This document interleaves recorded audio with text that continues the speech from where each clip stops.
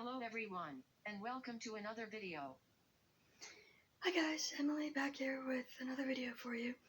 Today I wanted to talk a little bit about my communication and how I communicate, the things I use to help me communicate, things like that. Now, most of the time, as you can obviously tell, I am verbal, I can talk, and that's fine. But sometimes I like when I have had a meltdown or a panic attack or am otherwise particularly stressed or overly tired, I can't talk. My words won't come out. And so I have a few different methods for communicating when that happens. The first one, as you see, is my iPad. I have an app called Speech Assistant. It's this one here. And I can type on it and it will speak for me. It also has preset buttons that I can press that will speak whole sentences, for example. This is my talker. It helps me speak. And things like that. I don't tend to use this one as much because I don't always have my iPad with me. It's a little bulky and so I tend not to bring it everywhere with me. But when I have it, this is the option I prefer. I also have this. It's my boogie board. It's basically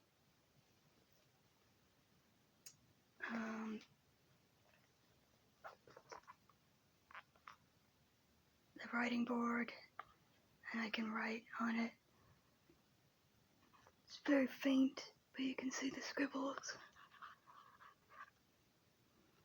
And I just write my words on this and then give it to people. I prefer this because it's smaller, very lightweight, easily transportable, and faster than typing what I want to say, because I can write faster than I can type one letter at a time on my iPad. So there's that, and then I have this. My therapist made this notice for it on the back. I'll give you a minute to read that.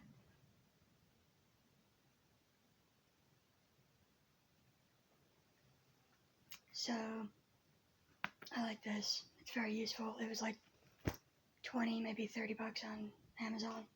Very cheap. And then I also have this. I got it from Etsy. I will put a link in the description below. It's it's really for very simple communication.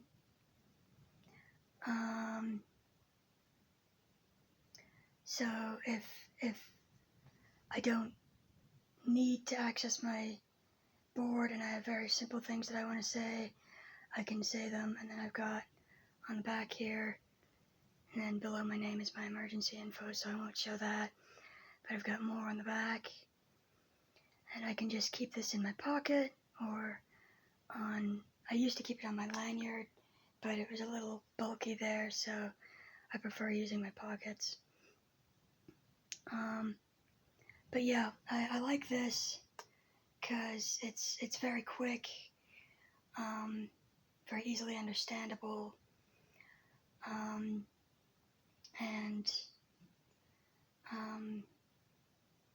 even more portable than my writing board, which is nice. So yeah, those are the three methods I use to communicate when I can't talk. And now I want to talk a little bit about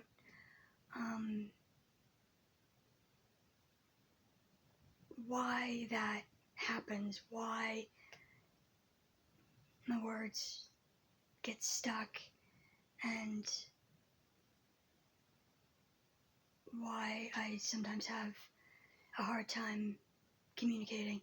And this isn't just me, this is a neurological phenomenon that impacts many people, not even just those with autism.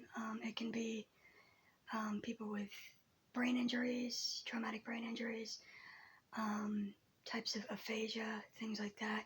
So there are a number of different reasons why a person would have difficulty talking, but basically it has to do with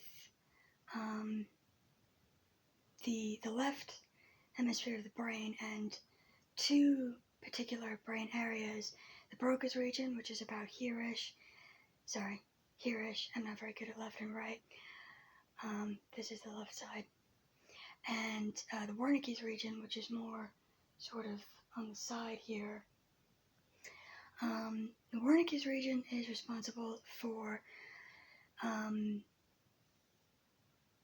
coming up with things to say in your head. So coming up with sentences and words, and then it feeds those sentences through the arcuate vesiculus, which is just a corridor basically, to the Broca's region. And the Broca's region sends the messages to your mouth and allows them to be spoken. Well, in autism, that doesn't always work. For me in particular, my Wernicke's region always works fine. I always know what I want to say, but the message doesn't always get passed along to the Broca's region, and so I can't say it, and my words just won't come out of my mouth. It's like my mouth freezes, and there's just it's like there's a block, and I just can't get the words out of my mouth. And this is much more significant for people with nonverbal autism. My autism is considered moderate, so I'd say I lose my words maybe 2 to 3 times a month, and it depends on what's happened as to how quickly I get them back. Sometimes it takes 10 minutes, sometimes it takes the rest of the day, and to be honest, sometimes I just don't feel like talking, because producing speech, especially for me with my voice being the way it is, I have to project a lot more, and it's kind of like I'm shouting all the time. That requires a lot of physical energy, and it's just tiring to have to talk all the time. So sometimes, even if my words are still intact, I'll use one of my AAC's alternate augmentative communication devices to communicate, just because I don't feel like using speech. And that's okay too. Your speech is yours, and you control it, and you get to decide when you do and don't use it. So, yeah. The last time I used any of my devices, I used my writing board at social skills group.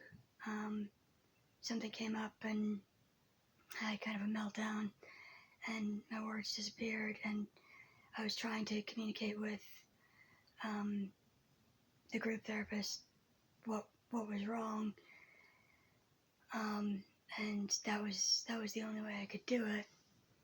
So, and there have been periods where I've gone nonverbal for days or even weeks, My grandpa passed away in January of this year, and after that happened, I didn't talk for a couple of weeks. I just, part of it was that the words would get stuck and they just wouldn't come out. And part of it was I had no energy to do anything at all. Everything was a monumental effort. And so talking was last on the list of things I wanted to expend my energy on, and so I didn't. But as you can tell, that went away, and I can talk again now. But yeah, that's pretty much all I had for speech and communication. It was a bit of a shorter video, but I just wanted to take a minute to explain AAC to people who may not be familiar with it. Oh, and one other thing I wanted to mention really quick was that I am going to be learning sign language. I want to learn sign because even though many people that I would be interacting with don't know sign, I feel like if I could teach them a few basic signs that I want to communicate, like